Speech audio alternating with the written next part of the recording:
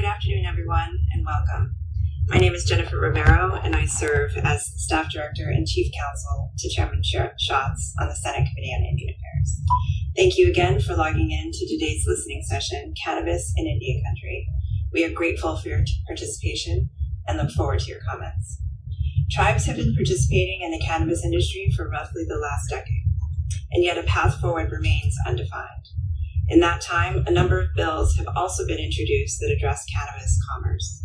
As the landscape of cannabis commerce in Indian Country continues to take shape, the Indian Affairs Committee is interested in hearing from stakeholders, and that's why we're here today. In order to guide our conversation, we shared 4 questions that we are interested in getting feedback on. We've placed these questions in the chat for your reference. Before we get to your comments, a few housekeeping notes. First, because we've had an overwhelming response to this listening session, and we want to make sure we hear from as many people as possible, we're asking that you tailor your comments to 3 minutes. For those of you providing comments, you'll see a small countdown clock to help guide you. Second, as we indicated in the announcement, we'll be prioritizing comments from tribal leaders, tribal designees, and tribal organizations. Third, when called on, please state your name and tribal or organizational affiliation. We will provide a transcript of this session on our website, and we want to make sure we accurately capture this information. Fourth, as you logged in, you are automatically placed on mute. Once you are called on, please unmute your line and start your video. Fifth, if you would like to submit written comments, which we also encourage, you can send them to tribal_cannabis@indian.senate.gov. That's tribal_cannabis@indian.senate.gov. This email address is in the chat for your reference. We will be accepting written comments until July 8th. Finally, I'd like to acknowledge that today's listening session is a bipartisan effort and have staff introduce themselves. Hello, everyone. My name is Brianne Uhiva, and I serve as Senior Counsel to Senator Schatz on the committee. Hello, everyone. My name is Connie Sosi DeHaro, and I serve as Counsel for Senator Schatz on the committee. Hello, everyone. My name is Darren Modulewski, and I serve as Policy Advisor to Senator Schatz on the committee. Hello, my name is John Simmermeyer, and I serve as Policy Advisor to Senator Murkowski on the committee. With that, I'll turn to our first pre-registered speaker. Please note that a list of speakers will be placed in the chat and refreshed throughout today's session. As a reminder, please state your name and tribal or organizational affiliation before you begin your comments. Thank you. Mr. Josh Jemison, would you please start your video and unmute yourself and proceed? Thank you.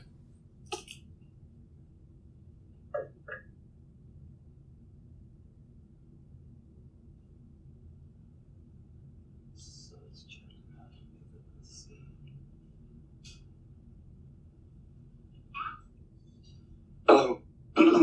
I'm going to ask our general or counsel to make the comments for me. Mr. Redeye?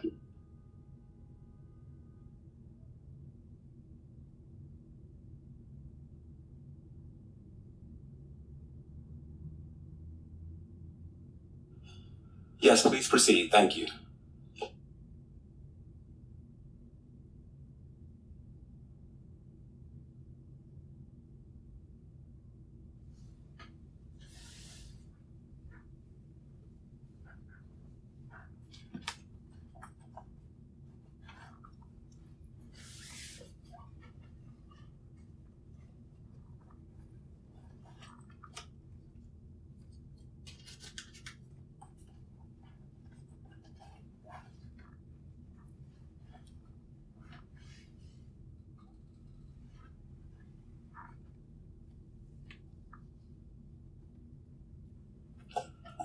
Mr. Lee Redeye, you've been promoted. Please start your video, unmute yourself, and proceed.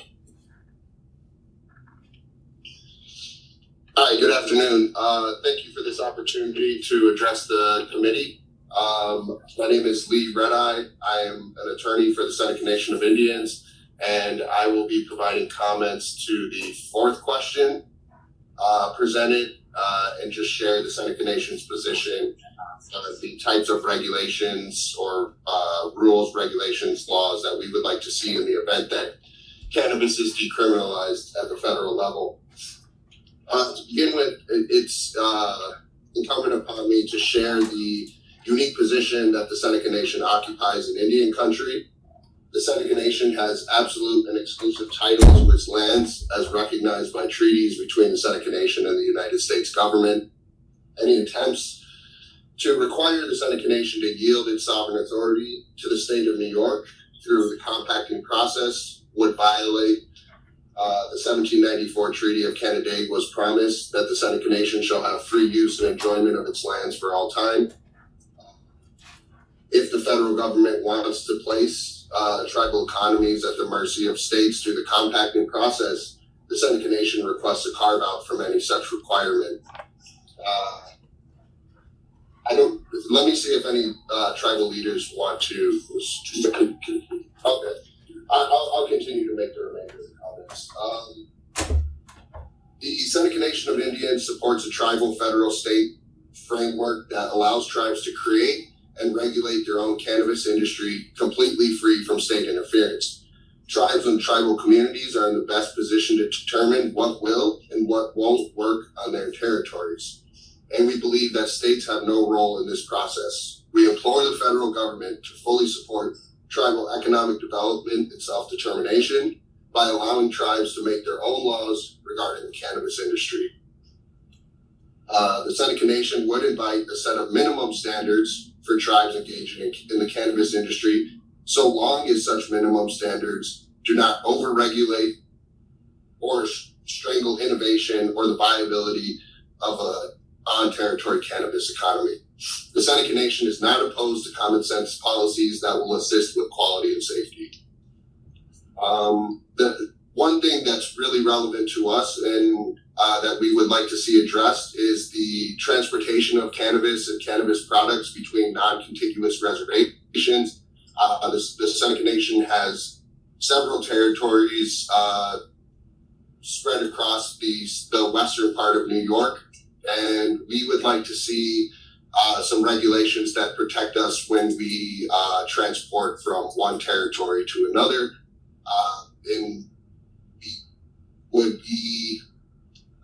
We would oppose any sort of transportation requirements that require us to go to the state first. We think that there's some useful language in the 2018 Farm Bill with regard to the transportation of hemp products, meaning states don't have the right to stop that transportation. And that's, I see my time is running out. So before I dive into the other topics we have, I think we'll save those for the written comments. We appreciate the opportunity to speak before this body and before all the tribal nations in attendance. Thank you.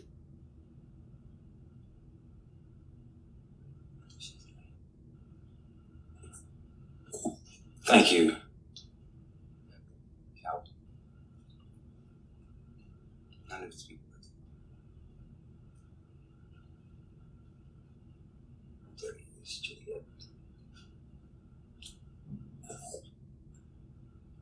Mr. Calvin Juliet, would you please unmute yourself and start your video? Please proceed.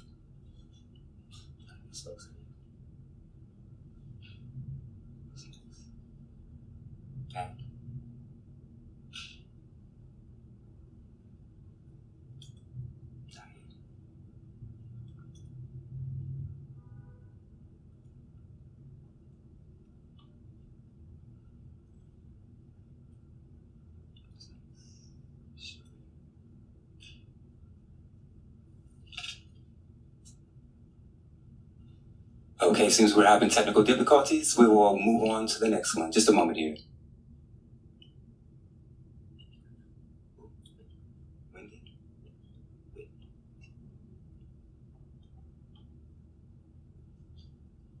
Ms. Whitney Grinnell, would you please start your video and unmute yourself?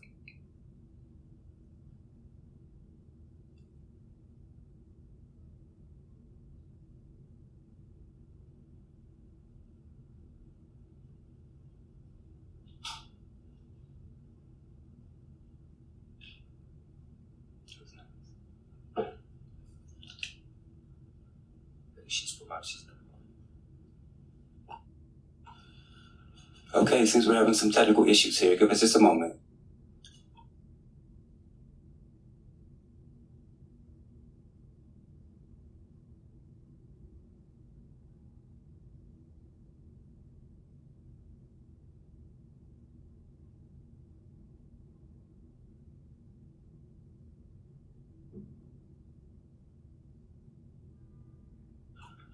Okay, we'll move along. Miss Carol Burr, you have been promoted. Would you please start your video, unmute yourself, and proceed?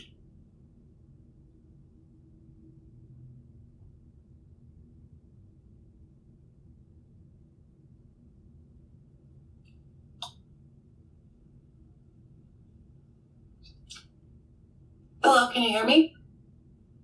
Yes, please proceed. Thank you. All right. I'm from the Boys Fork Band of Minnesota Chippewa tribe in northern Minnesota, and I'm on here because I believe the tribe should have access to this program or this ability. I'm currently in the process of applying to do a feasibility on hemp, and so I'm actually on here to learn what's out there in the nation for tribes. That's what I wanted to do here. So thank you. Thank you so much. Ms. Sharon Osuna, would you please start your video, unmute yourself, and proceed?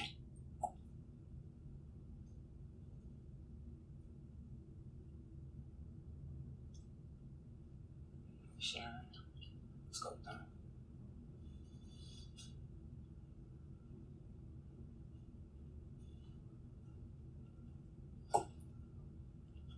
Okay, we'll move along. Seems she may be having some issues. Mr. Donald Kilgore, would you please start your video, unmute yourself, and proceed?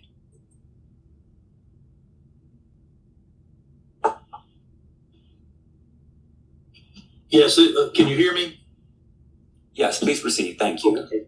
I'm Don Kilgore. I'm counsel to the tribal chief of the Mississippi Band of Choctaw Indians.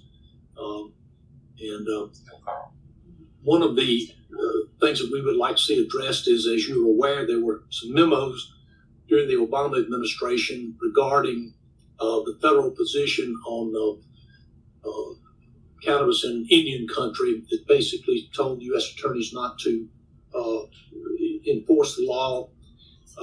During the Trump administration,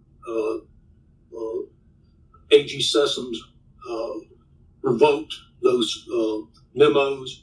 We have asked the administration to reinstate those memos, and we've not heard back from them. That would be a big help to us in addressing the federal concerns about cannabis in reservation lands. So that was one of the things that I wanted to bring out. We would certainly like to see the DOJ reinstate those positions if they would.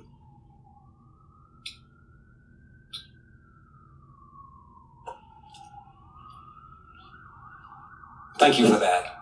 Mr. Aaron Shabler, would you please start your video, unmute yourself, and proceed?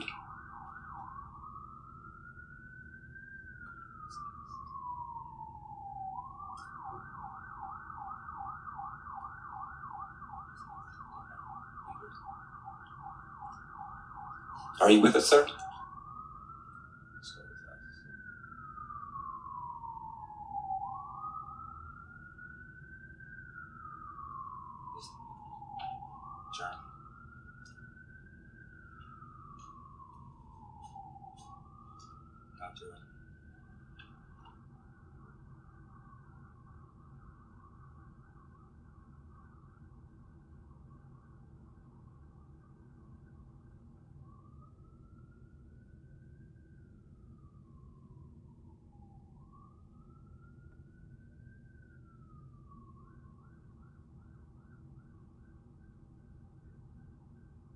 Okay, we'll move along.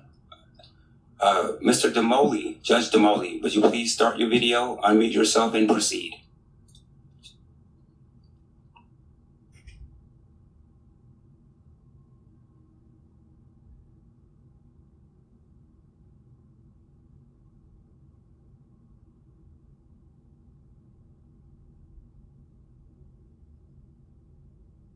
Good morning, everyone. Can you hear me? Yes, thank you. Please proceed. Good afternoon, committee members and staff. Santa Clara Pueblo Governor Chavarria sends his regards. He is currently on travel. My name is Frank Damali. I am Chief Judge at Santa Clara Pueblo. I've been a judge and attorney for the Pueblos over the past 26 years. Santa Clara Pueblo does not participate in legalizing marijuana use, possession, or sales at this time because Santa Clara Pueblo does not want to step into the legal quicksand right now.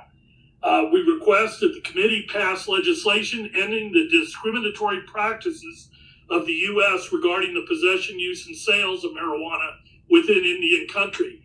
All of these promises about not prosecuting, any judge or attorney knows that they don't hold water. It's very nice, but they can't be used as a defense. So apparently right now, DOJ's unwritten policy is to ignore the illegal possession, use, and sale of marijuana in the states. However, they do prosecute the citizens of Indian country for the same thing. And so we would like the committee to consider passing some type of legislation that would end this discriminatory prosecution.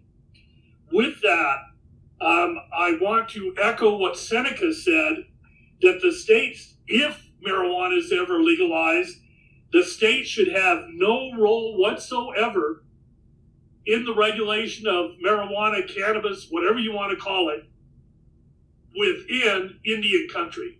We just saw what happened with gaming, where this whole revenue sharing came up. And when we allow the states to interfere with tribes, we get problems. And so I strongly suggest that whatever is passed in Congress does not include a role for the states, because we have seen what happens. There was an act that was passed in 1953 when liquor was illegal in Indian country, and but it was legal in most of the states.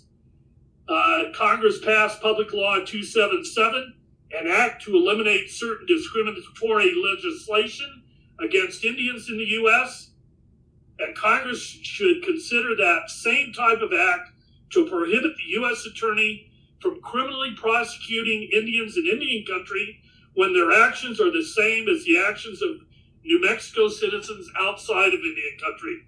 I will submit written testimony. Thanks for all your help. Thank you for that. Mr. Rob Arrow, would you please unmute yourself, start your video, and proceed?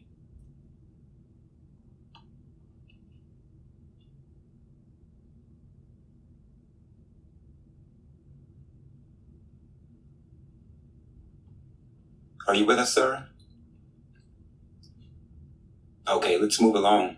Mr. Michael Blacksmith, would you please start your video, unmute yourself, and proceed?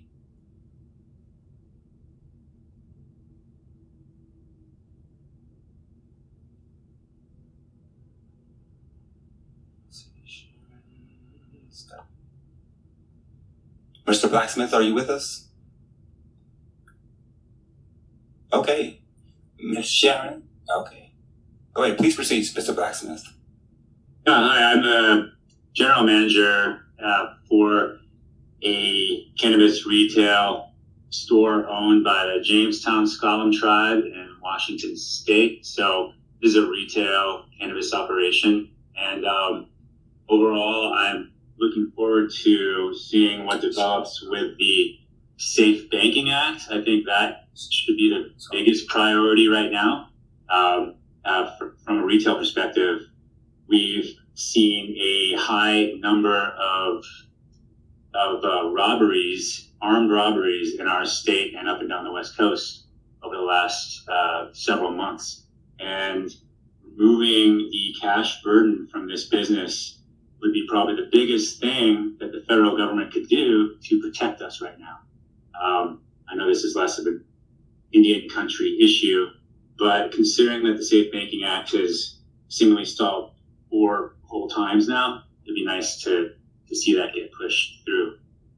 Beyond that, I would echo some of the concerns that the judge just voiced regarding state involvement on affairs in Indian country. It seems that in our state, Washington, the Liquor Control Board has had a heavy hand in its interpretation of compacts with the tribes. So it would be nice to see something a little bit less discriminatory in the bigger picture. I think that accounts for my biggest concerns right now.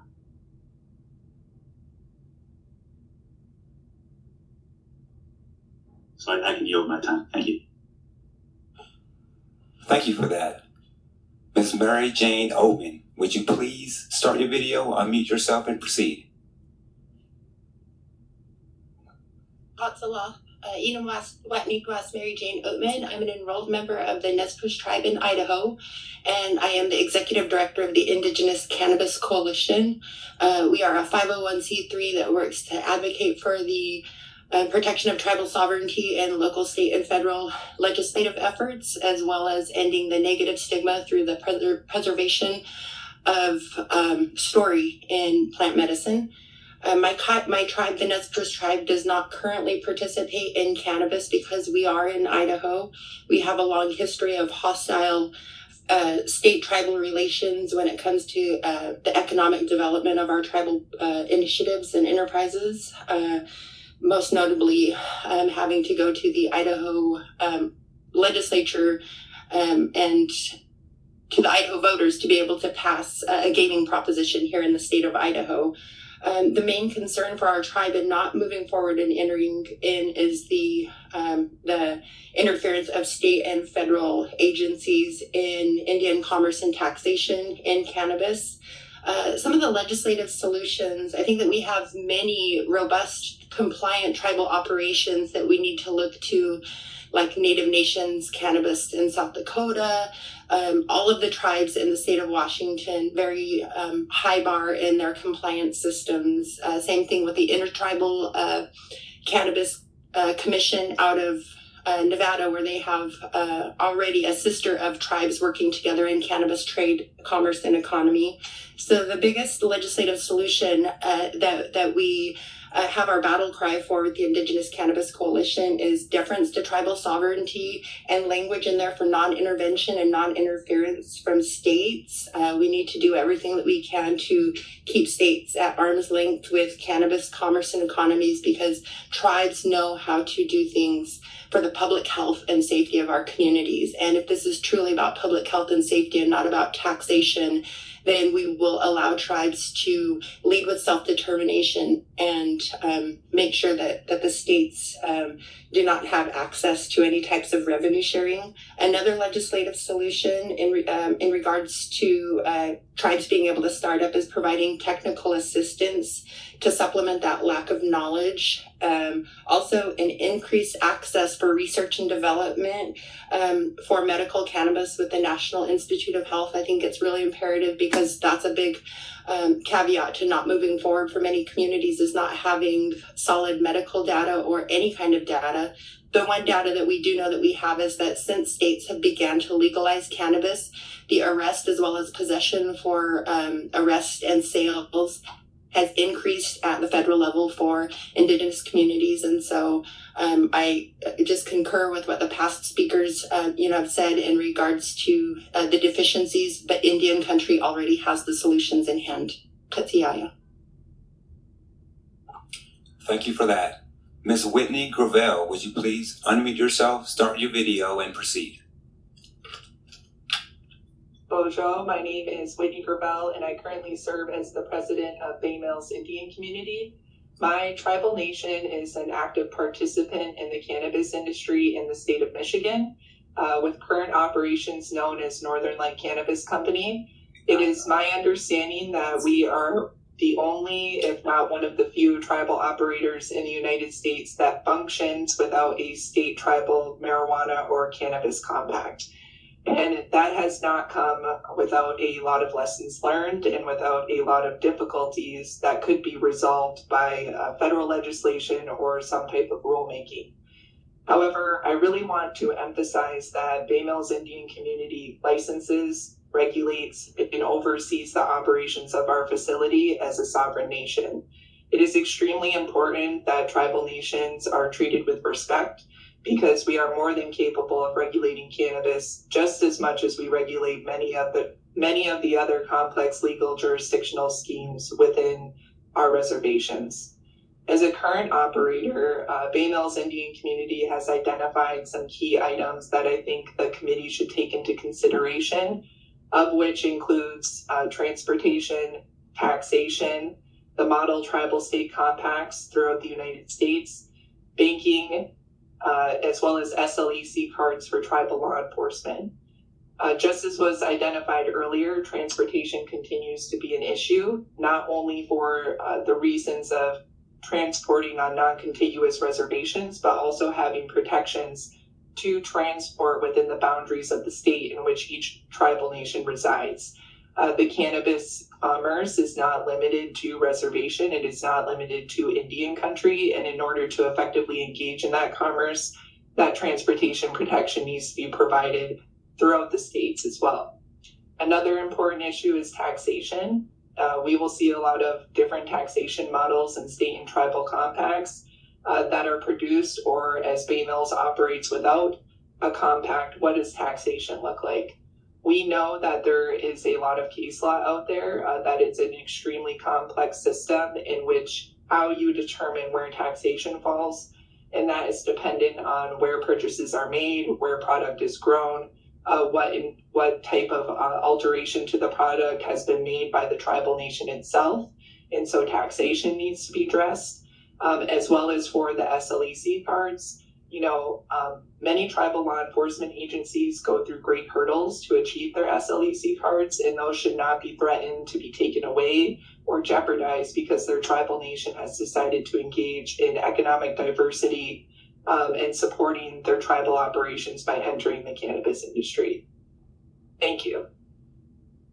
Thank you. Mr. Michael Murphy, would you please start your video, unmute yourself, and proceed?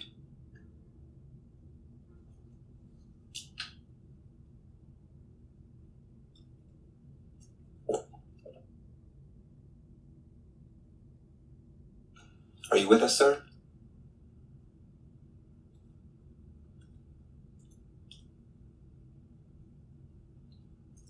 Okay, let's move along. Ione Jones, would you please unmute yourself and proceed? Thank you.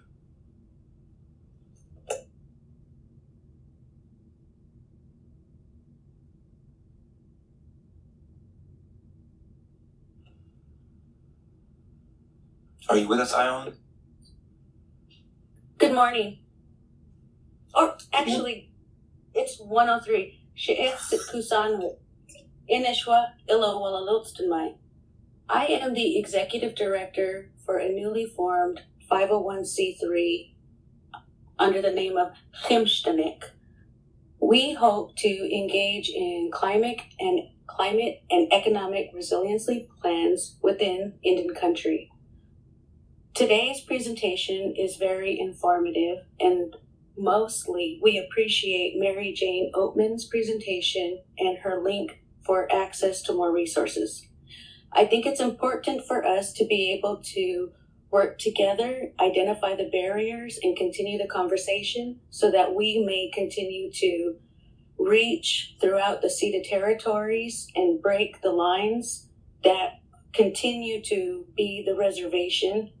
And if we can, encourage lineal descendants that hold land patents in the ceded territories to be able to engage in cannabis business and to have the support from other individuals like industries with indigenouscannabis.org and other Washington state tribes. Although there was an opinion submitted by the Yakima Nation in 2019, not all citizens within the Yakima Nation reservation hold that opinion, and I would like to suggest that a study for demographics or a complete research and development be conducted by nonprofit individuals like myself to verify whether or not all of the individuals on the federally recognized reservations support refraining from legalizing cannabis similar to Yakima Nation. Although I'm an enrolled member of the Yakima Nation, I do not hold their opinion.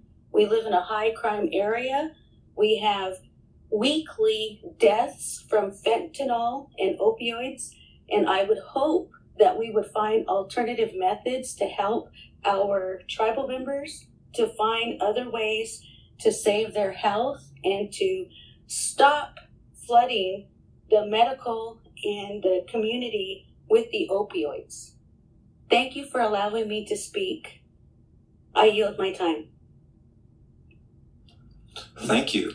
Xavier Barraza, would you please start your video, unmute, and proceed?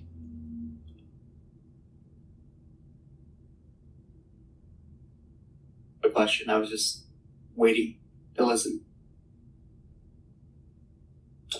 Thank you. We'll move along. Jim Moon Montes, would you please unmute and proceed?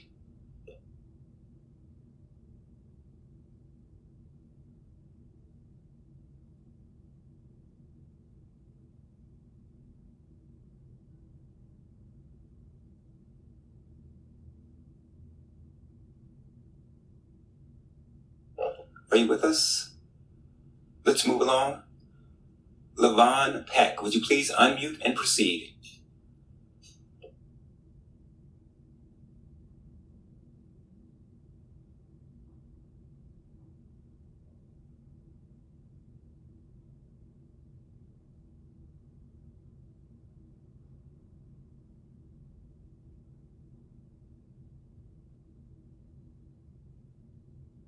Okay, let's move along.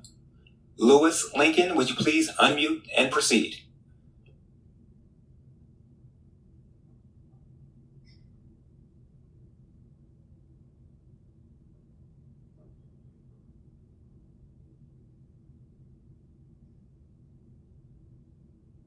Hello. Yes, please proceed. Yes, hi, Lewis Lincoln here. Tribal Homeland Cannabis out of Northern California.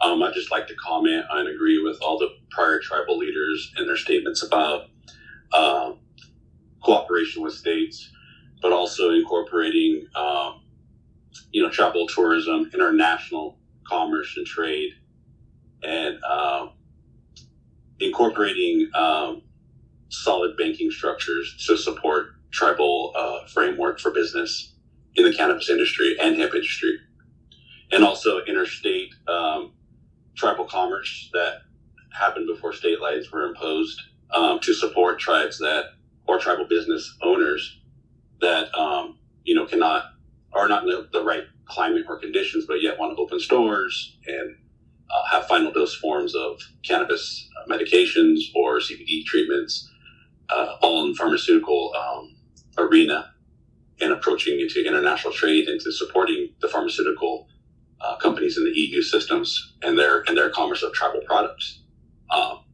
So just having those framework structures with the banking and tribes being able to create their own commerce laws and do commerce with each other stateside and also international. And I'll yield the rest of my time. Thank you. Thank you. Jim Moon Montes, would you please unmute and proceed?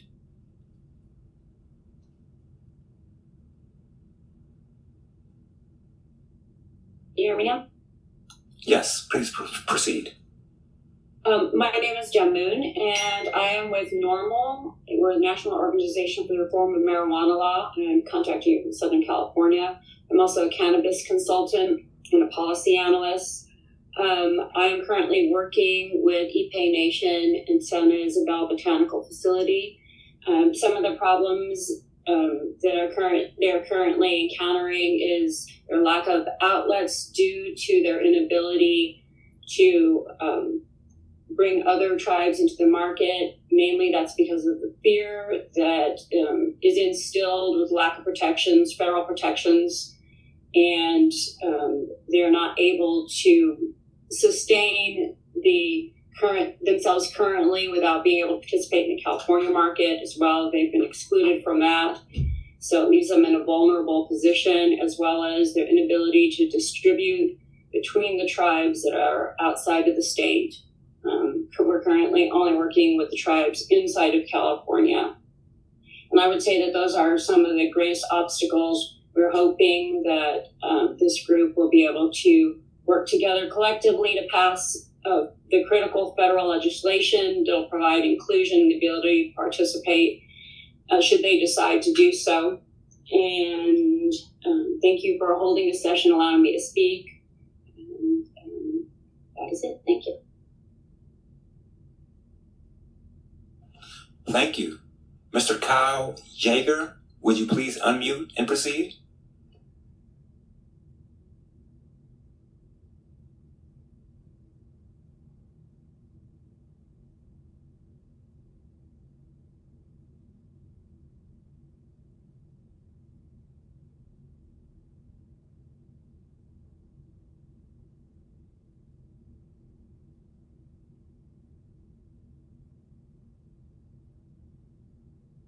Are you with us? Okay, let's move along. Natalie.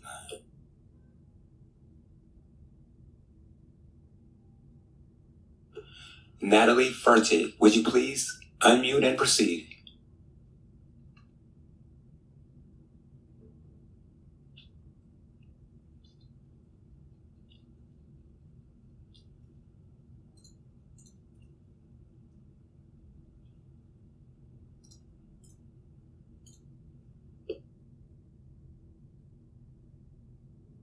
Okay, let's move along.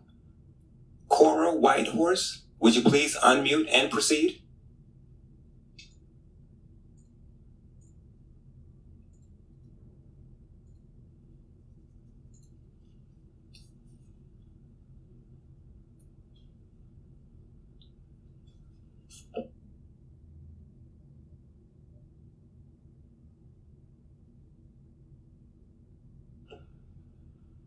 Okay, let's move along. Elijah Moreno, would you please unmute and proceed?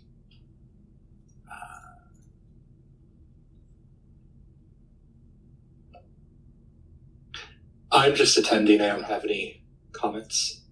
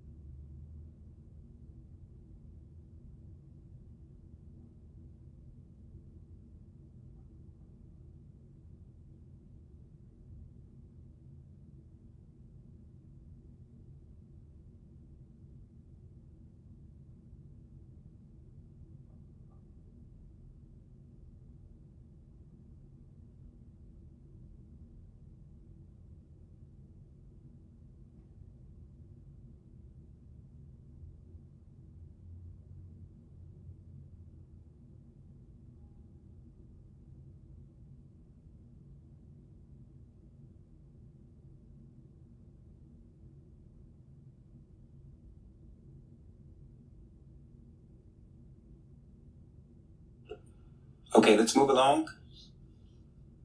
Andy Lyman, would you please unmute and proceed with your comments?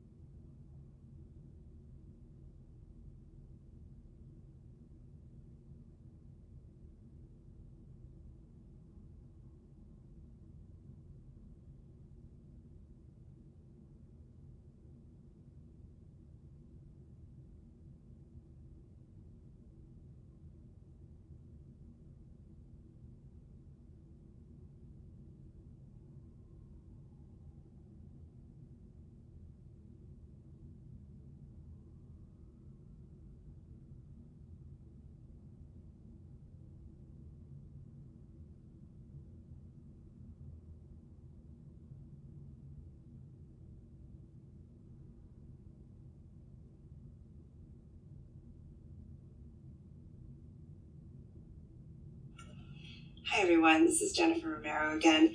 It seems that we've recognized most of our pre-registered speakers and we have some time remaining. So I'd like to open the floor to anyone else who might have comments. If you could please use the raise hand function and we'll call on you on a first come, first served basis. Thank you.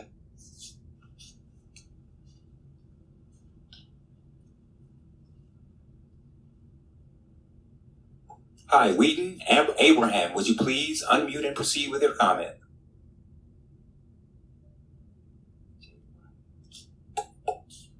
Yes, please proceed. Hi, my name is Jill Wheaton Abraham, and I am a member of the Kootenai Tribe of Idaho and owner of Medical Grade Inc., and I'm a licensed hemp grower in Oregon. I'm one of the first Native women-owned and operated licensed hemp farms in the U.S., and I've been in cannabis culture for over 2 decades. As both a business owner, grower, and medical marijuana patient, I know what it's like to be on both sides of the industry as both a manufacturer and a consumer. My tribe is in the northern Idaho Panhandle and does not currently have any plans for cannabis businesses because they are in Idaho, and the current political climate there is very hostile to all things cannabis. Because Idaho is not a cannabis-friendly state, I must live and operate my business out of Oregon, 550 miles away from my tribal community and my mother.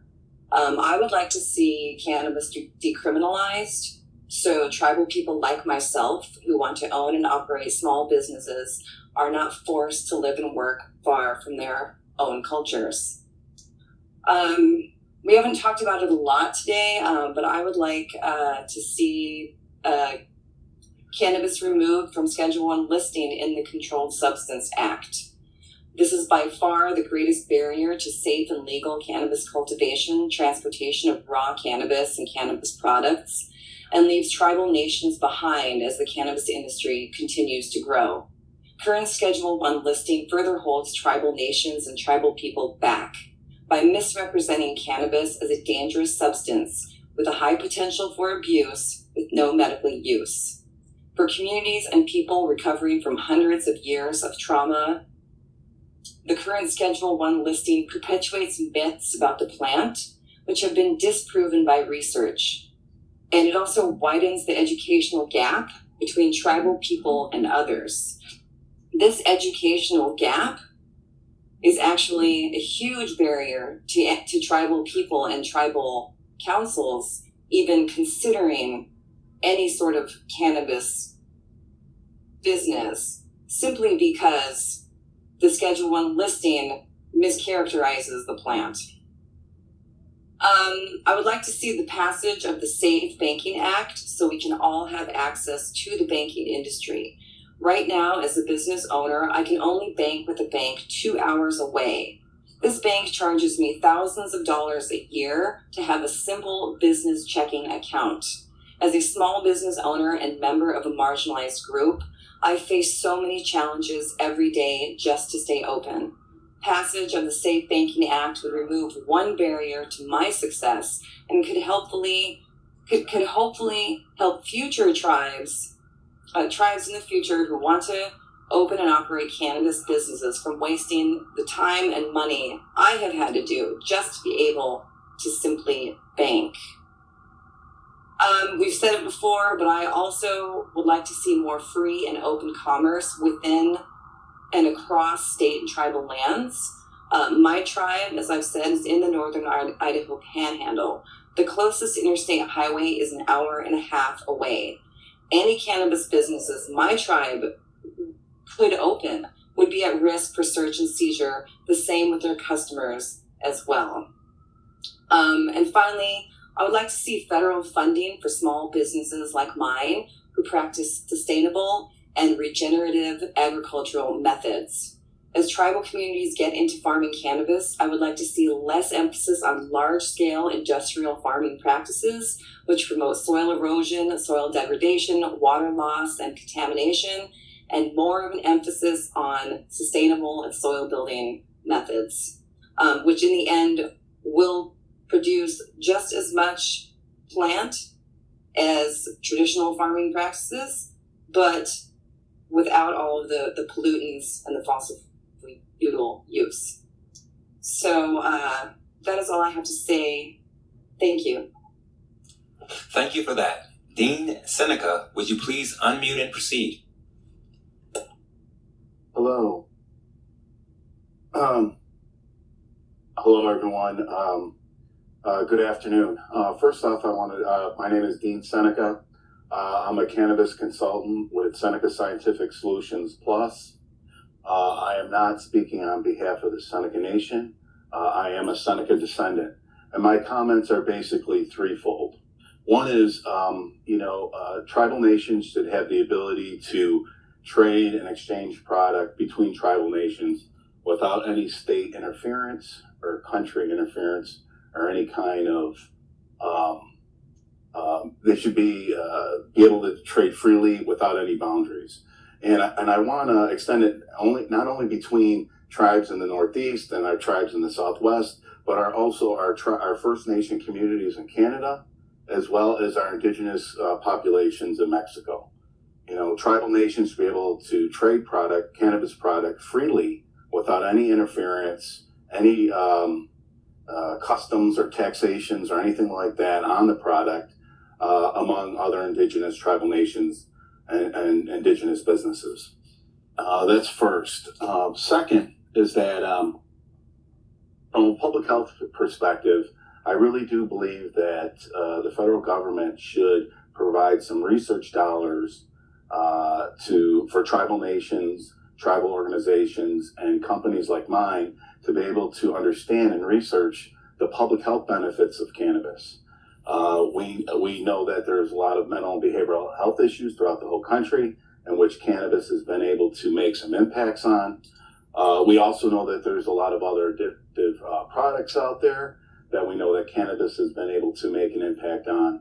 And I really do think that the federal government should provide some research to look at the public health and the medical benefits of cannabis and make that available to tribal nations to participate, just like the National Institutes of Health and other federal agencies are involved with.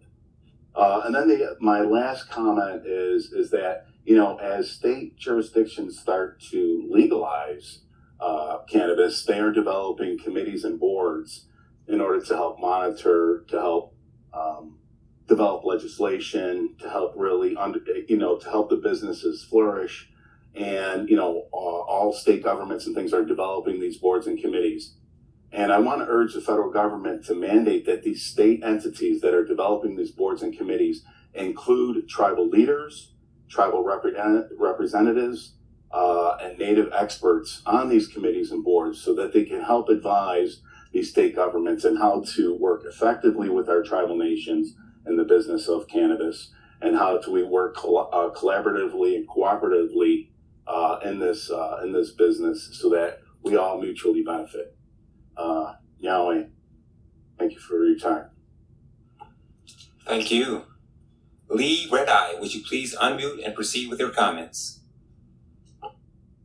This is Ross John from the Seneca Nation. I'm a counselor for the Seneca Nation, and I just kind of wanted to expound upon some of the difficulties and some of the unknown benefits to the area and the states around us, that we've had with generating the economy. One of the other things that I really want people to understand, at least from a Seneca Nation standpoint, is that we do support a lot of private sector developments and trying to do that. But it's always been around gas gaming and tobacco, fuel gaming, tobacco, and now it's cannabis. What the states fail to realize is that we don't have economies. We have businesses. Why? Because we don't have banking. We can't use our land for collateral. And so it leaves us out of our banking business. So we need a different economic model in order to even invest back into our own business. For us, normally, it's use cash build from the ground up and reinvest. And that's the reality of our situation. So I think on a national level, we need people to really kind of understand that economic impact and the handicaps that we have. We don't have a tax base. For one main reason is that we can't use our land as collateral, so that there is no way to assess tax value for it. As far as the Seneca Nation is concerned, is that 100% of the revenue they generate from operating their businesses is used for those same things that other municipalities would recognize as tax funding operations, health, education, language programs, and housing and infrastructure build-outs and those kinds of things. So when we get hit by states and saying, well, you guys don't pay taxes, or even by the federal government and try to accuse us of that, we like to remind them is that it's 100% tax, or the equivalent to 100% tax of every dollar that we're able to keep. But because we don't have economies, and we don't develop, we don't build, we don't manufacture anything, what we like to remind the states around us, when they want to compact and say we owe them above and beyond, we want them to realize is that every dollar that we make ends up in their communities just as quick as we make it, because we have no place to place it. It's not here. We don't buy anything. Everything that we buy for the Seneca Nation, even the shoes and the shoelaces that I have on, come from someplace else. So we don't have economies, and that's why it's so important for us to be able to have the leeway to be able to kind of incubate these types of businesses, and have the leeway to be able to kind of start from the beginning and move through and backwards integrate. And then without rigid structures, because we're trying to develop this as it goes forward. If we don't, we fail. It's been our experience that it's almost better for us to stay in a legal battle, as we have with our tobacco and gas, than it is to compact as we did with our gaming. We maintain a lot more sovereignty and are still in a retail and manufacturing, and we're allowed to manufacture, employ, train more people in the business that mostly the U.S. and the state governments maintain are still contraband. It's when we go under the compacts, and because those compacts are driven mainly by states with their misunderstanding that we're stealing something from them, and we are not. Again, for our gaming, for our gas and tobacco, the state of New York is the primary beneficiary of all of our economic activity. They get to turn on $1 7 times. We barely get to keep it. So I think a real financial analysis of the real strain and difficulty that we have in Indian country on developing economic activities really needs to be understood. And it can't just be policy driven. There really has to be economic analysis, and to be honest, the stranglehold and the systemic racism that's kind of built in the system that kind of undermines us, devalues us, and thinks that puts us in a position that somebody has to be our overseer, has always been difficult. And I think this is an opportunity to kind of take that stranglehold from us and give us the ability to move forward and develop. And we can develop better, again, those offshoot businesses. Like I've also heard is that, the things that we'll look at going forward is that, can we do clinical trials? Right now, we know that we're going to probably have to fight a legal battle. Even if we pull the standards that are familiar in the outside world, universities and contract and lab work, all the rest of that kind of stuff, is that just because there's this misunderstanding of what we're trying to do. or that for some reason that the states are losing out when, again, I'll say it again, they're the primary beneficiary of everything we do. I know that's kind of a lot, and I'm hoping that we can articulate it, in our write-ins and other things like that. But I just want to take the time to mention that. Thank you.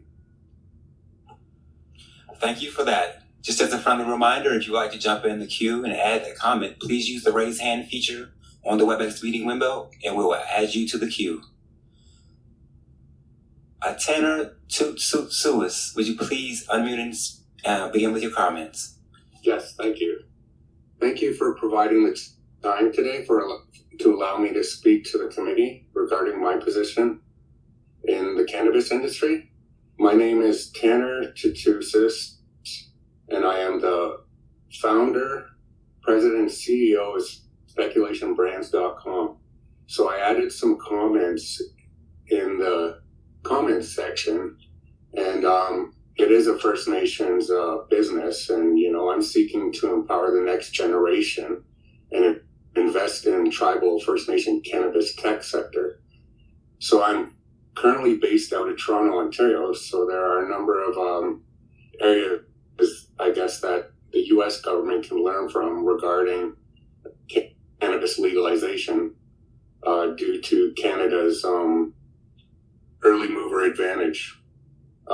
I should also note that I'm a U.S. Army veteran, and my community and my family members have been displaced, and we're originally from the U.S. I'm Lenape and Three Fires Confederacy, and like I said, I'm seeking to empower First Nations people, because there's a lot of different opportunities when it comes to technology and the internet. The internet is non-discriminatory, and I'm also interested in the Safe Baking Act and promotion of diversity and inclusion, veterans' access to cannabis, the Dormant Commerce Clause, and intertribal trade. And based on my experience, I don't want to feel discriminated against because I'm an enrolled member of a Canadian tribe, even though, my family does come from the States. Some of the examples that I've experienced throughout my journey with cannabis so far is that, similar to the U.S., Canada has community development financial institutions. So the government develops programs and provides funding to these organizations to provide to Indigenous entrepreneurs. And within those transfer payment agreements, there's language in there that, projects must meet certain eligibility criteria. So I'm hoping that, that this doesn't happen, and that, SBA provides loans for businesses that are non-plant touching like mine. So there is no reason for us to touch the plant. We could do white labeling or, just work on the tech side. Like I said, there's lots of different opportunities related to the cannabis tech sector. So, I also hope that, that you consider the Jade Treaty when developing any type of legislation. It's uninterrupted travel for Native Americans across the Canadian-U.S. border. So thank you for your time. Thank you for that. Eric Foster, would you please unmute and proceed? Yes, thank you. Hello, my name is Eric Foster. I am the National Policy Director for Cannabis and Hemp for Minorities for Medical Marijuana. And in that particular role, we are tasked as an organization with working to improve the opportunities for people of color, especially minority communities, the indigenous population within both sectors. And I dropped in the chat our link to our public policy agenda for 2022 through 2024. Some of the things that have been mentioned today fit directly into things that we're working to push both at the federal level, but then also trying to improve the state by state systems. We definitely know and see the challenges that take place between how the state regulatory structures are and how they've interlaid with the tribal nations, and how there's been a complete disconnect and a challenge of actually creating that sort of spur of economic development activity within the communities and the states kind of interfering. So those are some things that we definitely want to see addressed going forward. We also want to see and make sure, as we've gone for the Safe Banking Act, that with the current structure for depository institutions, minority depository institutions, and community development financial institutions that could provide and do, in some instances, provide banking services to cannabis-related businesses based on the 2014 DOT guidelines for doing business with marijuana-related businesses, providing more technical support and financial support to help ease the regulatory burden for those banks to be, and credit unions to be able to do business and support the tribal nation, cannabis-related businesses, hemp businesses, and other minority businesses. That's a critical area. So while we're working to get the Safe Banking Act passed, let's also look at the regulatory steps we can take going forward. We also believe that there needs to be in the federal legislation, in any of the legislation, addressing the totality of economic opportunity. How are we building in supplier diversity? How are we building in career mobility? And how are we dealing and building with cross-minority community partnerships?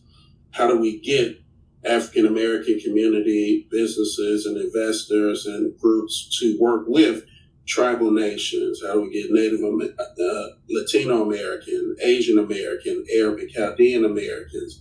How do we cross those boundaries so that we can have the industry grow and also have that dual ability to grow inside of the tribal nations and outside of the tribal nations? And there's that spin of economic activity and return that helps lift both communities. So those are some key things. And then also lastly, and then I'll be quiet, on the hemp side, in the 2023 Farm Bill, putting more emphasis and structure around getting the opportunities for the tribal nations to be able to build into the producer side so that they can take advantage of the export opportunities and the other commercial product developments, alternative fuels, and other activities that can really branch out and really generate huge economic returns. So, and we're here to help and would love to work with the committee, the members from both sides, and any of the nations as we try to improve everything that we're doing. Thank you. Thank you for that. Shanae Bullock, would you please unmute and proceed? Thank you. Akwe. I'm from the Shinnecock Nation. I am the managing director of our tribe's cannabis business, Little Beach Harvest. I want to thank you all for giving me an opportunity to speak up for my community and many other indigenous peoples throughout the lands that are not here today. I'm not going to spend too much time, but I really want to address kind of what was stated a little earlier about how we do not have economies, we have businesses. And I think that that's something that needs to be a top priority and a responsibility for all people in office. Because when we think about it, we are doing everything we can as governments and as tribes to have economies without the support.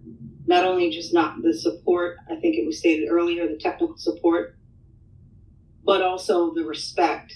And that really comes time usually when we try to have meetings or when we try to set up invitations to our homelands, we're kind of left unanswered in a lot of our states. And we do know that every tribal community has a different relationship, and that's historically. We are in New York. We are the first contacted tribe in the entire state of New York, and there have been many people that have never even known that we are still even existing. So there's some work, I think, educational-wise, that has to be done also on the other side. But that top responsibility and understanding that as a new industry is being reclaimed by Indigenous peoples, that we need technical support and we need support in understanding the responsibility that people have to us as communities. But one of the other things, too, that was brought up during conversations about the safe banking, I think one of the things that we have to also address is the challenges in tribal business entities obtaining an EIN number. To open up a business account, you have to have one. Many of us might be Native American-owned businesses, but when you move over to a tribal-owned business, there is difficulty in the IRS, in the government affairs responsibility that they have to provide an EIN number to a tribe to then go and open up a bank account. So I think that, yes, there's the safe banking issues that we need to also address and include, but I think we also need to address the challenges that tribes have and even starting a business. There was also, I believe that if we're going to be looked at as governments and be respected as governments, if we have our own cannabis regulatory divisions and committees and boards, and licenses are given to tribal businesses or independent tribal member businesses from those particular regulators within a tribe, the states should recognize that as reciprocity. If you were to buy a house in the state of New York or sell the house, just giving you an example, if you were able to sell a house in the state of New York and you have your license in the state of New York, there's reciprocity in other states to be able to do the same thing. We should be able to have respect as having reciprocity. So those are just some of my comments, and I just want to thank you for the opportunity to speak up really as a young person for my community, and also speak up for a plant that has been within our communities for thousands and thousands of years. And we are having to speak up not only for the plant, but for our people about this medicine. Thank you. Thank you. Lael Echohawk, would you please unmute and proceed? My name is Lael Echohawk. I'm an attorney in private practice in Washington, D.C., and an enrolled member of the Pawnee Nation of Oklahoma. I've had the opportunity to work in the tribal cannabis space since the introduction of the Wilkinson Memo in December of 2014, both as General Counsel for the National Indian Cannabis Coalition, later as a consultant, now as a regulator, and also advising other tribes and their partners in making deals and bringing cannabis development in Indian country. And I'm grateful for this opportunity. The committee, I guess my comment relates specifically to the work of the committee, recognizing that the Senate Committee on Indian Affairs, while its specific jurisdiction is over Indian country, recognizing your unique ability to deal with the issues and address them on a committee basis with the other committees that have jurisdiction. The cannabis industry covers so many different issues that are all being addressed sometimes separately in the Congress. And I just want to urge the committee to continue to reach out to your counterparts at the various committees of jurisdiction, the Judiciary, the Finance Committee, Ag, the Health Committee, and make sure that as they develop law around this issue, that tribes are included. I want to flag one issue that is really important right now in the Senate, at least, and that is that of clearing convictions of folks that have been convicted of crimes, specifically as they relate to the cannabis industry.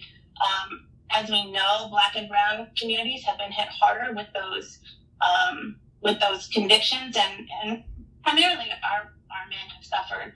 And I just want to encourage this committee to continue talking to judiciary, because as any legislative efforts roll out to ensure that folks that are convicted, that have those convictions, have their convictions expunged, that you also consider the unique structure of criminal jurisdiction across Indian country that includes federal courts, tribal courts, CFR courts, and make sure that we're also included. I thank you for the time. I'll be submitting comments probably in one or two different hats, but I just wanted to raise that issue with you folks today. Thank you. Thanks so much. Share Right Plank, would you please unmute and proceed?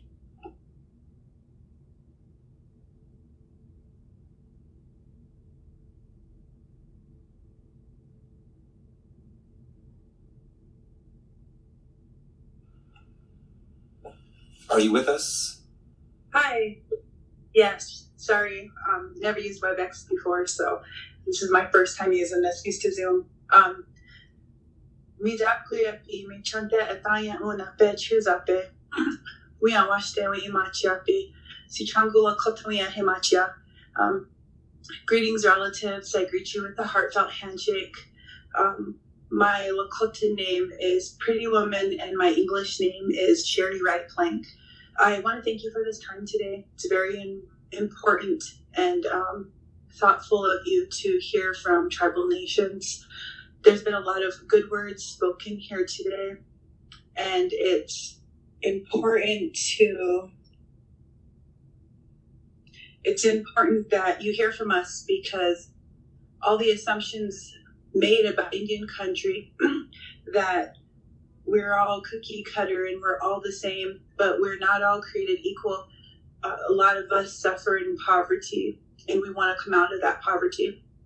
I'm sure most of you are all well aware of the Marshall Trilogy cases that came forth and deemed Indian nations conquered nations. Well, I'm from the Rosebud tribe. I'm a councilwoman for my tribe. And when that court case happened, my people were still at war with the United States government. In 1851, we signed a treaty of peace because the government could not defeat my people, which I'm very proud of. That treaty was broken. I'm sure you government officials get tired of hearing us Indians say broken treaties, but we live it every day. We live the effects of it every day. I really want to express and reiterate economy, because that is how my nation was broken. You hear the term not to put all your eggs in one basket. Well, that's how my people lived. We lived off of the buffalo. That was our entire economy. That was our source of trade, our food, our clothing, our shelter. And when that was taken from us and the buffalo were almost extinct, we got put on this ration system by the United States government. And we lived off of rations up until the 1950s. And that's when money started becoming more common on my reservation. The reason I'm bringing this up is because every little piece of business that we do on the reservation, the states or the federal government gets their hands in our money. They get a piece of it. If it's our compact with our casino, if it's our sales tax agreement with the state. Some of those relationships are good, and some of them could be better. However, I do want to speak on, the decriminalization of cannabis and what this means to Indian country. Right now, with the states exercising their sovereignty and having the ability to legalize marijuana within their state, puts them ahead of tribes yet again, and puts them in the forefront and leaves us in the back, and we will be collecting whatever we can if it ever gets legalized. But we won't have that head start. A lot of people are scared because a lot of our land is in trust. So there's issues there with our land. I encourage the Safe Banking Act. I would like to see cannabis removed from Schedule 1 listing in the Controlled Substance Act. I do feel like we need to make sure that specific government programs that were mentioned earlier, that they, like the Native community development institutions, the Native CDFIs, that they are able to lend money to business owners in all areas of cannabis and hemp without fear or restriction. I really feel like my reservation has suffered from opioids. We recently won a case against IHS, and it was deemed that they did not fill their trust obligation with the Rosebud Sioux tribe. A lot of our people were exposed to opioids, and after that opioid epidemic and the IHS hospitals had to put restrictions on how much opioids they're releasing into the community, a lot of our people turned to meth. I really think that cannabis as an alternate to opioids is something that we really need to start thinking about and offering to people for medicine and medicinal purposes. I would like to see the United States government recognize our sovereignty, and not a quasi-sovereignty, but a true sovereign nation. And the only way we are going to be able to be truly sovereign is for us to not be dependent on the government.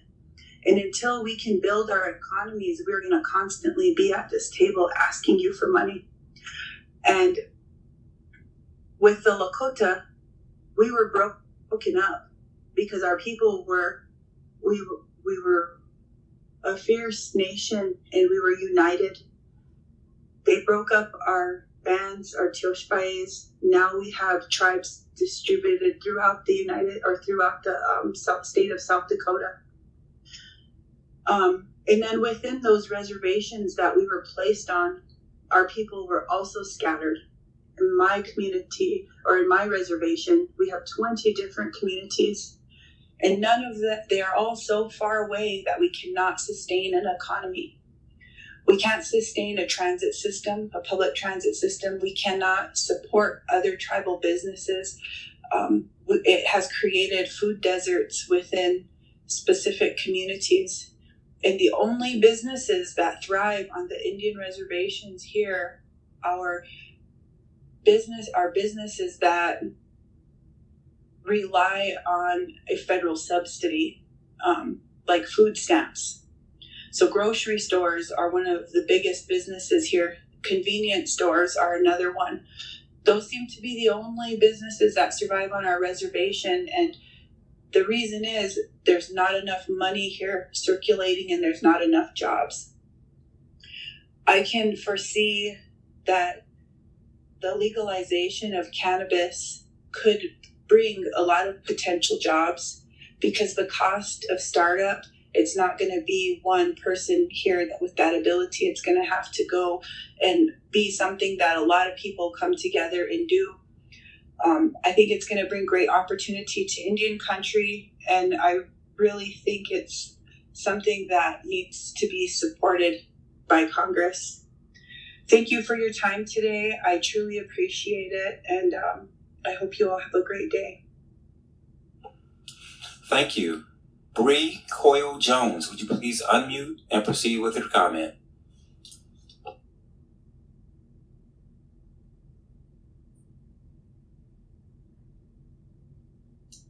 Hachchichotia, good afternoon. I'm Bree Coyle Jones. I'm an attorney based out of Seattle, Washington.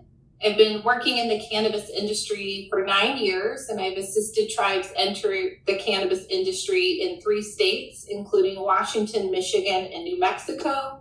I've negotiated government-to-government cannabis agreements and compacts in both New Mexico and Washington. I'm here on behalf of myself and want to offer comments on how a tribal federal state framework can best safeguard tribes' interests. I have 3 areas of comments. First is how to impose some safeguards for tribal governments. As many other folks have offered today, tribes must remain sovereign over their Indian country with respect to cannabis. This means tribes need to be on an equal footing as states in their governmental ability to both regulate and tax commercial cannabis activities within a tribe's Indian country. So any legislative or administrative regime that would deny that ability to regulate to a tribe over both its own enterprises and any non-tribal enterprises within its Indian country would impede upon tribal sovereignty and self-government. But like other governments facing an increase in cannabis possession and use, there's a huge governmental need for additional tax dollars to mitigate negative impacts, right? Additional youth prevention programs, funding a regulatory agency. And so in order to address these needs and prevent harm caused by double taxation, I would recommend that a tribe's right to tax cannabis activities within its Indian country should be exclusive. Another important aspect for protecting tribal governments is that a state should not be empowered to authorize the operation of a non-tribal cannabis business within a tribe's Indian country without consent of that tribe. There's similar provisions, both statutory and administratively, in Washington and Oregon, and I think that has worked well and would recommend that federally. And then also I want to talk on a few safeguards that I think are important for tribal cannabis operators. Most of these you've heard, but I want to echo them just to get at the importance of them, which is a reinstatement of the Cole Memoranda or a new memo that offers similar guidance. The importance to tribal operators to be able to engage in commerce with state licensees and also with other tribal cannabis operators, including across state lines. And then finally, the third area of comment I'd like to offer is protection of public health and safety. And top priority there is to have guidance from the Office of Justice Services, specifically that they will not revoke a special law enforcement commission or a SLEC, S-L-E-C, from tribal police merely because a tribe or a tribal operator enters into a well-regulated cannabis industry. Thank you. Thank you. Bryce in the Woods, would you please unmute and proceed with your comment?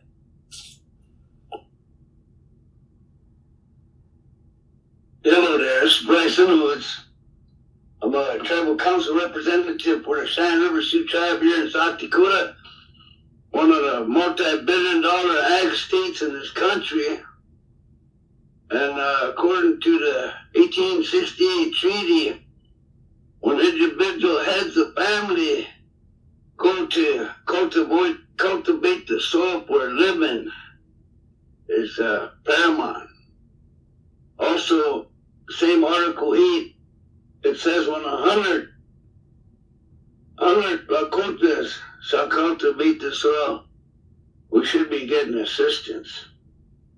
And then Article 14 says that when we come up with a crop, and it's a lucrative cash crop, then there's kind of a competition to have the most valuable crop grown. And if you look back in history, a lot of the vegetables here in America provided food for the world. Now you have the hemp, which is recognized under the USDA now, finally. Pioneers like Alex Whiteplume, just trying to get into the business of hemp, which is probably like the next buffalo trade and revenue coming in. But our people in November of 2020 voted to legalize recreational and medicinal marijuana. So we have ordinances in place. We're updating those ordinances, and I believe the vote of the tribal membership should be honored by the federal government, and the state should stand down against this. When Schumer was gonna bring the MORE Act back there. I don't know what they're calling it now, but it was the MORE Act, Marijuana Opportunity Reinvestment Expungement Act, getting it off that class schedule of cocaine, meth, and heroin, and also adding fentanyl on there, which is killing people. Just like the D.C. chief of police said years ago that she preferred people on marijuana, going down to the local store and then going home and watching TV instead of out in the streets killing each other over drugs. I don't believe that marijuana is in that category. I believe there must be more factual information going out to all peoples on our cannabinoid system that's in our human body with the THC receptors. So big business people are attacking, tobacco and the pharmaceuticals. Of course, they'll be wanting to corner the market. But for us tribal governments, we need to have full reins now, especially when our people voted to have legalization of these medicinal and recreational marijuana. The tax revenue that was mentioned, also some of these toxins that are being sprayed in the pesticides here, they're having an impact on the soil. So we have to look at regenerative soil practices. If you want to grow organically, then you need that soil to be alive and rich with those microbes in the root system. These chemical spraying kill the soil and make dirt. We need regenerative soil practices to counter this continued insecticide, pesticide, herbicide spraying. The risk, there's always a risk for farming, but I think the banking and insurance needs to be ensured that those individuals or those cooperatives that go into growing, it isn't a barrier. You see billions and billions of dollars going over to Ukraine right now. That's not good. In Article 1 in the 68 Treaty, we're supposed to be at peace, stop wars. So if we're allowed, because 25 CFR, we're the most regulated people, original people on these soils, which is time to lighten up. I think the crop which grows silently and with the good sun and rain that we need, but climate change has to be a factor. So you see some of our sister brother tribes like Pandu that has a good medicinal business going on now, and talking to them and touring their facilities, they're growing. 55 employees, said he needs more employees. So here's a look at the business, medicinal, and also recreational. I agree with the DC chief of police that the recreational, Montana is saying things to South Dakota because now they're in the millions of dollars with their recreational marijuana. Colorado has already got all the data on some of the opiates and the drinking the alcohol was lowered because of the marijuana. Hopefully that happens. We won't know. We collect our own data. But I think the banking and insurance is critical. And we have ordinances in place that should be honored by the state. We shouldn't have no fight between the state of South Dakota, the governor, and the tribes here, because our treaty gives us a right to farm. And it's very clear that we have our laws in place, so they should be honored. If we're in place, we should be treated to go ahead instead of having any type of battle between the states or the federal government. It's kind of discouraging to know that some of the senators and House reps that do not have tribes or tribal governments in their states know nothing about tribes, yet they're on committees that are decisive. that make decisions that affect us.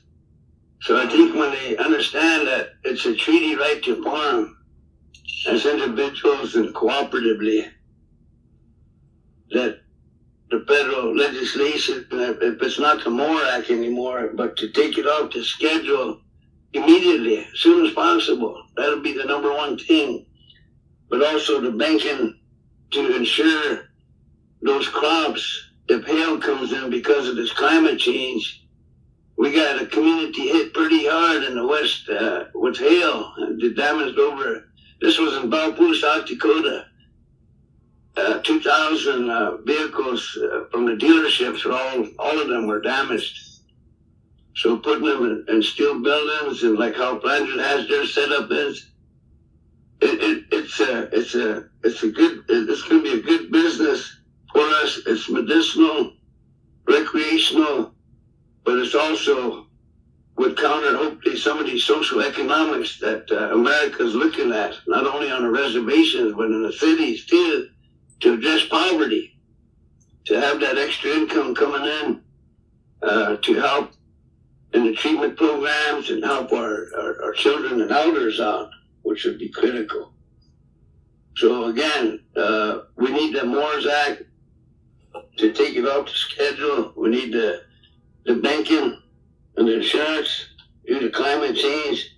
And we want our laws respected. When our people voted and legalized this in November 2020, that we get support and we don't have barriers and anything thrown before us. Let us decide. It's our land.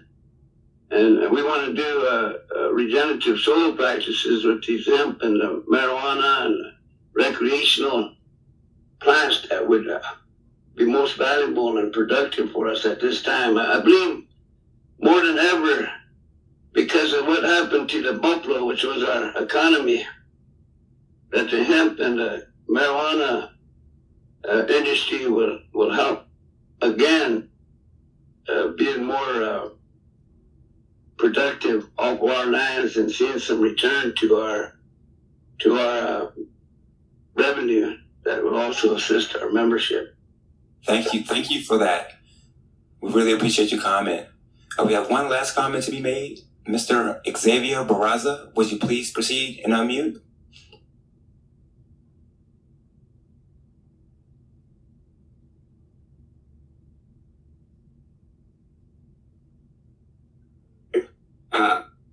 Sorry for the first time. I actually didn't know my name was up there. So I have a few comments. I'm calling on behalf of True Bloom, which is a travel cannabis cultivation company in northern New York, actually Flanger, Santee Sioux, and Fort Independence in California. So overall, our tribe and clients, we definitely recommend the Safe Banking Act. We do have one specific request. As currently drafted, the Safe Banking Act would only recognize cannabis-related legitimate businesses if they only comply with state law. And that was even if those tribal businesses were tribal owned or on tribal land. We find that in effect,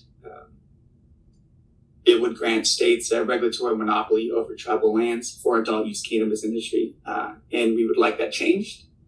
And it can be most recently in the 2018 Farm Bill, Congress authorized tribes the primary regulatory authority separately from states over the production of industrial hemp products, including cannabinoids, CBD on tribal lands.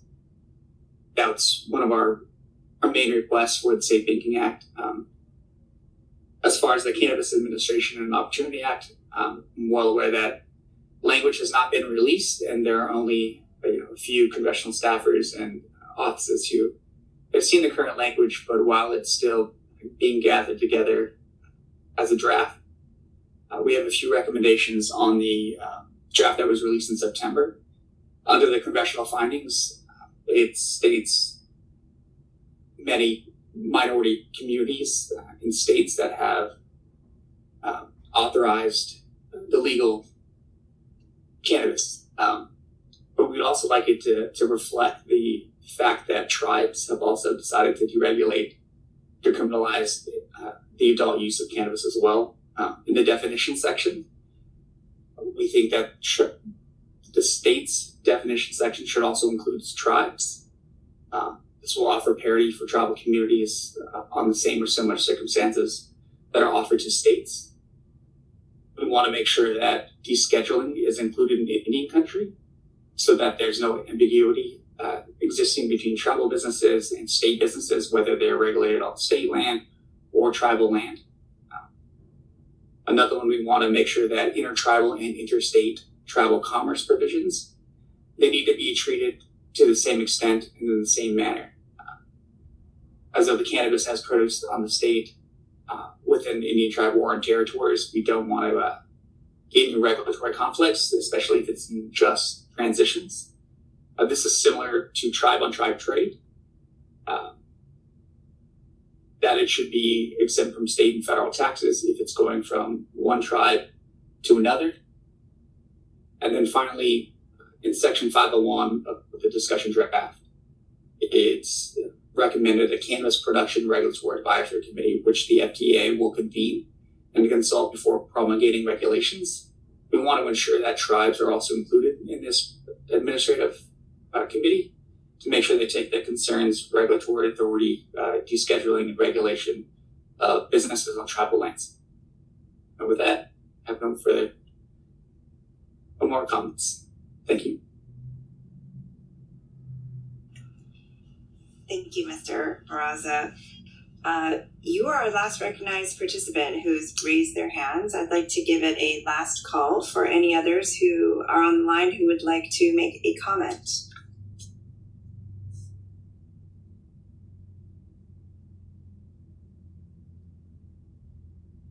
We have about 15 minutes left in this time. Any other folks on the line who would like to make a comment today? Ms. Levon Peck, please unmute and proceed. Thank you. I appreciate the time and I appreciate you holding this conversation. It's very much needed. My name is Levon Peck. I'm a tribal citizen of La Jolla Band of Luiseño Indians in Southern California. And I've been working as a consultant in the green space for going on 8 years now. And one of the things that's very clear, I also sat on the California Advisory for Cannabis for the state of California, appointed by the governor for the last 5 years, and I just got off. One of the reasons that I did is all of the comments that have been made today. It was very challenging. It's hard to see tribes sitting in this space wanting to get into business, and we aren't allowed in the state of California. And we can't apply for social justice grants. Our hands are tied in a $3 billion industry in the state of California. We have 111 tribes in this state. There's tribes, not every tribe can do gaming. There's lots of opportunity in the hemp and cannabis industry. And I think that it's time that the senators, congressmen recognize the strength that Indian tribes have, indigenous tribes have. I have to be politically correct now that I'm an elder. And so I always say American Indian, Indian country, so please forgive me if I'm not being politically correct. But it's time that something has to happen in this industry. I saw a lot of colleagues that I work with in this industry that have spoken today. But one thing that I have found is that the banking industry definitely needs to be addressed. The fact that tribes are having to deal with cash, almost all cannabis industries are dealing with cash. Trying to find a bank that will work with us is almost impossible. It was almost impossible for me to find a bank that will even deal in hemp that is legal because of the Farm Bill. We were one of the first hemp companies to come in and get an account in Colorado. I thought I found a bank for a tribe in California, but they wouldn't touch us because we aren't compacted. I would say my speech to most tribes is you want to be vertical. If you want to exercise your sovereignty, you have to do it all. You have to grow it, process it, and dispense it on tribal land. I think one of the biggest thing, it was nice to see Bree on here. I introduced myself to her at NAFOA a couple months ago. One of the other things is where we can really exercise our sovereignty is start looking at commerce. Commerce is so important. Washington is doing a great job, but there's so many tribes out there that can't get product. How can we that are growing in California, not me, but there's tribes that are growing in California that have excellent product that should be able to transport to other tribal nations that have dispensaries? I mean, we need to get down to we just talk, and excuse me for I'm not trying to be disrespectful, but when you see the money that is being made and we as tribes can possibly get into that, be involved in that type of business, there's so many ancillary pieces of businesses that would open up for tribes once we can get the banking and the commerce and some of the regulatory pieces addressed.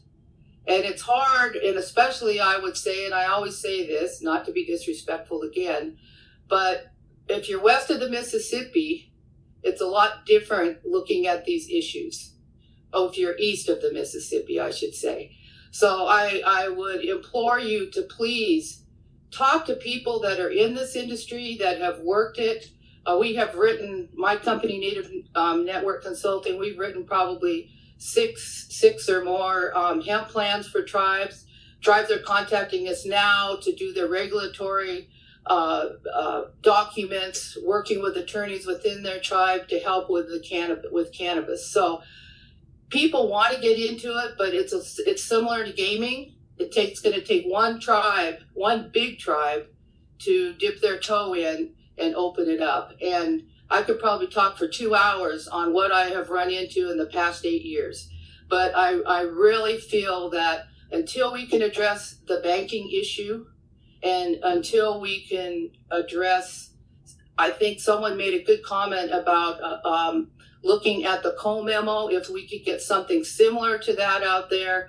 And the other thing is that I think if we had some assurance that tribes aren't going to lose their $638, their DOJ dollars, all the dollars that every municipality receives, that we aren't going to lose those.